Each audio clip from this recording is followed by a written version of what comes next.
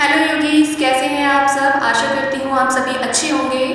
अभी तक हम करते आ रहे थे सभी सूक्ष्म क्रियाएं, आसन, लेकिन आज मैं आप सभी को कराने वाली हूँ प्राणायाम। देखिए, योगा में जितना महत्व सूक्ष्म क्रियाओं का होता है, जितना महत्व आसन का होता है, उतना ही महत्व प्राणायाम का भी होता है। जब भी आप योगाभ्यास आरंभ करते हैं तो 15 to 20 मिनट्स की सूक्ष्म क्रियाएं करें सबसे पहले। उसके बाद 40 to 50 मिनट्स के आसन करें। उसके बाद 15 to 20 मिनट्स के प्राणायाम भी अवश्य करें, क्योंकि बिना प्राणायाम के जो आपका योगाभ्यास है वो अधूरा माना जाता है। तो आज मैं आप सभी को कराने वाली हूँ अनुलोम विलोम प्राणायाम। कुछ लोग इसका उच्चारण ही गलत तरीके से करते हैं, कुछ लोग इसको लोम विलोम के नाम से जानते हैं, लेकिन इसका सही उच्चारण होता है अनुलोम विलोम प्राणायाम। अभ्यास करते समय सभी के मन में कन्फ्यूजन रहता है कि श्वास कौन सी नासिका से बाहर निकालनी है, कौन सी नासिका से श्वास लेनी है, हमें कहाँ पे बैठ के करना चाहिए। अगर बैठने की बताऊँ तो इसको कहीं पे भी बैठ के किया जा सकता है। जिनके घुटनों में दिक्कत है, जो नीचे सुखासन की स्थिति में नहीं बैठ सकते हैं, वो चेयर पे बैठ के टांगे लटका के इजीली कर सकते हैं। बेड पे नीचे टांगे लटका के कर सकते हैं। जिनको किसी और प्रकार की समस्या है वो बेड पे बैठ के भी कर सकते हैं। और इसको शुरू करने से पहले एक चीज़ का ध्यान रखना है, आपको शुरू करते टाइम आपकी कमर गर्दन बिल्कुल सीधी रहनी चाहिए।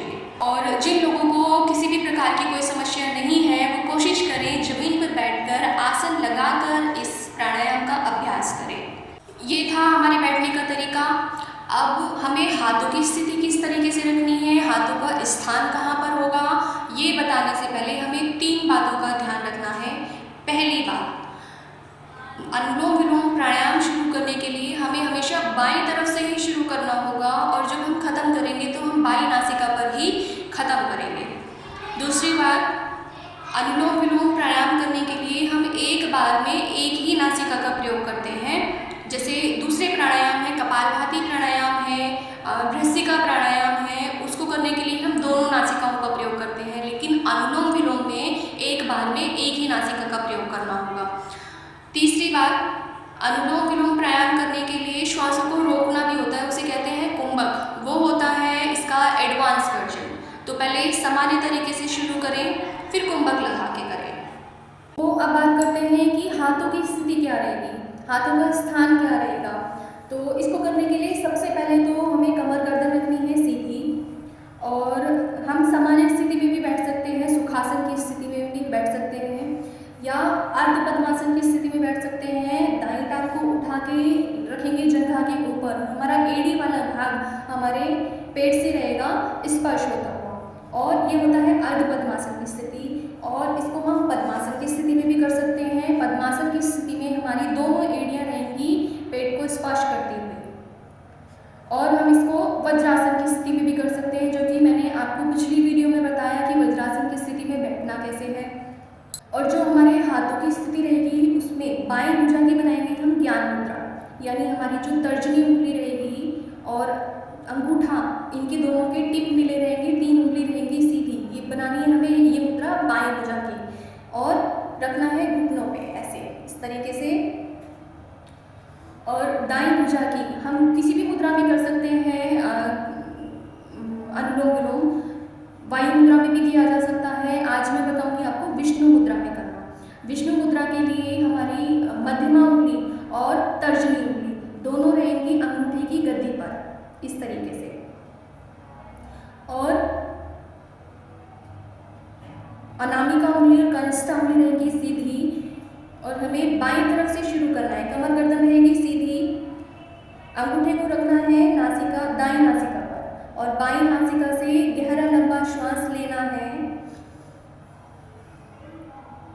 अनामिका उंगली से बाईं नासिका को दबाना है, हल्का सा, इतना दबाना है कि नासिका की आकृति ना बिगड़े। हल्का सा दबा के फिर हमें दाईं नासिका से श्वास निकालनी है बाहर। फिर बाहर निकालने के बाद दाईं नासिका से ही श्वास लेनी है, और फिर बाईं नासिका से श्वास बाहर निकालनी है। एक बार फिर सुन लेंगे, अंगूठे से दबाना है दाईं नासिका, और नासिका को इस तरीके से दबाना है कि नासिका की आकृति ना बिगड़े। बाईं नासिका से श्वास अंदर लेनी है अनामिका उंगली से नासिका को बंद करना है, बाएं नासिका को। दाएं नासिका से श्वास बाहर निकालनी है, फिर दाएं नासिका से श्वास भरनी है, फिर बाएं नासिका से श्वास बाहर करनी है। ये होता है एक चक्र। इस तरीके से जो बिगिनर्स हैं वो 3 चक्र करेंगे। और ध्यान रहे, जब ये क्रिया आरंभ करें तो नेत्र रखेंगे कोमलता से बंद, क्योंकि नेत्र बंद करके करेंगे तो आपका जो ध्यान रहेगा वो आपकी क्रिया पर रहेगा, आप किस तरीके से कर रहे हैं और जो आपका प्रभाव है वो अच्छी तरह से आपके शरीर पर पड़ेगा। और आँख बंद करके मन ही मन गिनतियों का सहारा लेके करें।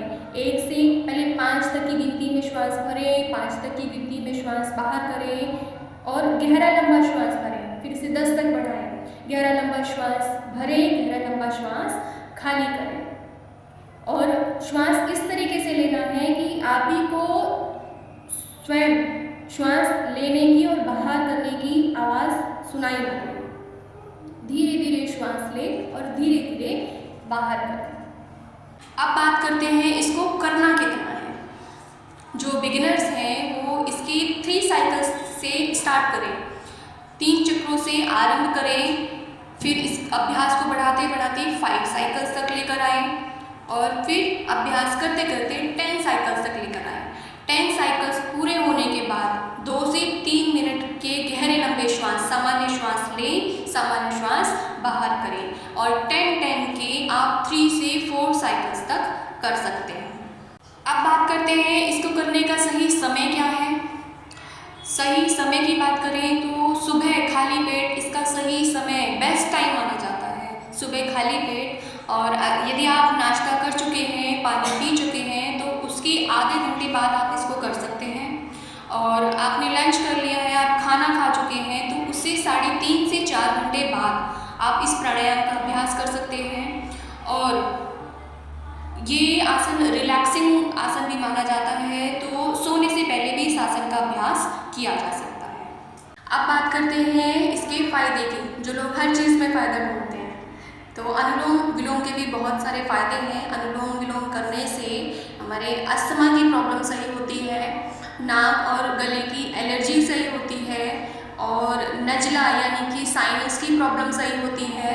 जिन लोगों की मॉर्निंग में नासिका बंद हो जाती है, कभी बाईं नासिका बंद रहती है, कभी दाईं नासिका बंद रहती है, कभी गला बंद रहता है, तो ये उन लोगों के साथ होता है जिनकी नाड़ियाँ बैलेंस नहीं होती हैं। तो उन नाड़ियों को बैलेंस करने के लिए अनुलोम विलोम बेस्ट प्राणायाम माना जाता है।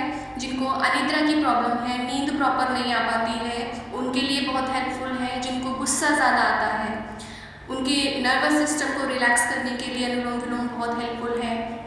और अनुलोम विलोम करने से आपके लंग्स में ऑक्सीजन की कैपेसिटी बढ़ जाती है और हमारी जो स्किन की क्वालिटी है वो और भी बेटर हो जाती है। ब्लड में ऑक्सीजन का संचार अच्छे से होता है, जिससे आपका ब्लड ऑक्सीजन ज़्यादा से ज़्यादा कैरी कर रहा होता है और आपको स्किन रिलेटेड प्रॉब्लम जैसे कि एक्ने की प्रॉब्लम है, पिंपल्स की प्रॉब्लम है, उसमें बहुत हेल्प करता है।